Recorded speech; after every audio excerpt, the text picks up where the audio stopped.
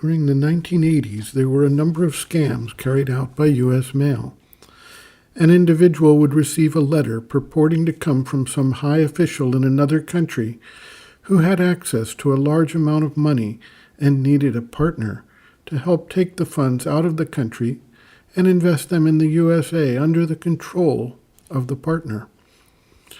The individual who received the mail laughed about how absurd the whole idea was, but an employee at the company was taken with the idea and was concerned that it was just being thrown in the trash bin.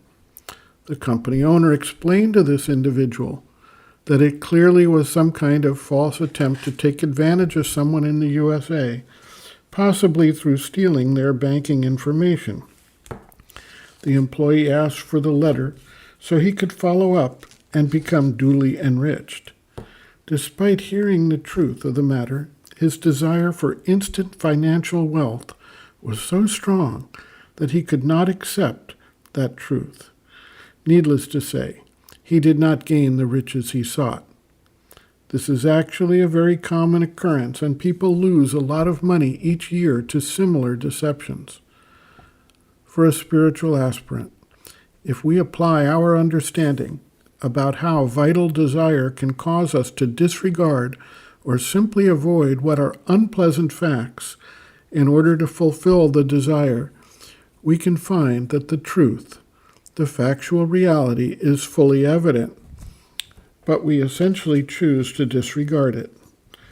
The spiritual practitioner eventually needs to find a standpoint whereby he can observe the working of desire, the deceptions that work upon his mind, and simply see and act upon the facts as they present themselves, not the false and illusory notions that the external desire soul creates to try and achieve its aims.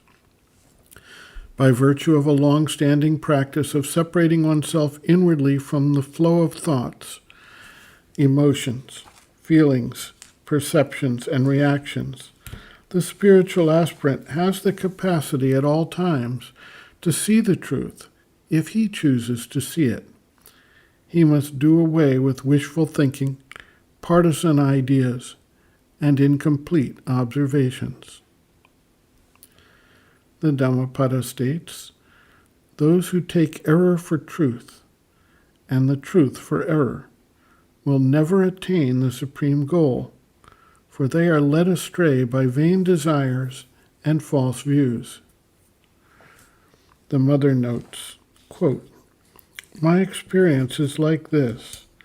Whenever you sincerely want to know the truth, you do know it.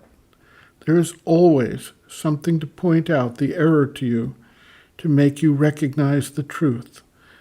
And if you observe yourself attentively, you find out that it is because you prefer error that you do not find the truth. Even in small details, the very smallest, not to speak of the big things of life, the big decisions that one has to take, even in the smallest things, whenever the aspiration for the truth and the will to be true are wholly sincere, the indication always comes. And precisely, with the method of the Buddhist discipline, if you follow up within yourself the causes of your way of being, you always find out that persistence in error comes from desire. It is because you have the preference, the desire to feel, to act, to think in a particular way that you make the mistake. It is not simply because you do not know what is true. You do not know it precisely because you say in a vague, general, imprecise way, "Oh, I want the truth."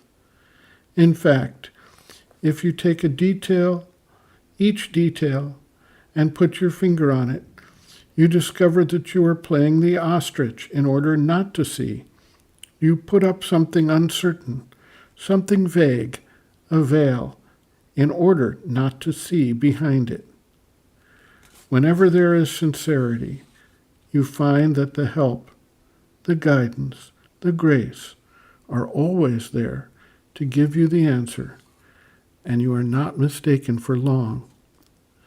It is this sincerity in the aspiration for progress, in the will for truth, in the need to be truly pure, pure as it is understood in the spiritual life. It is this sincerity which is the key to all progress. With it you know, and you can. There is always, somewhere in the being, something which prefers to deceive itself. Otherwise, the light is there, always ready to guide, but you shut your eyes in order not to see it. End quote. Reference, Sri Aurobindo and the Mother, Looking from Within, Chapter 5, Attitudes on the Path, pages 121 to 123.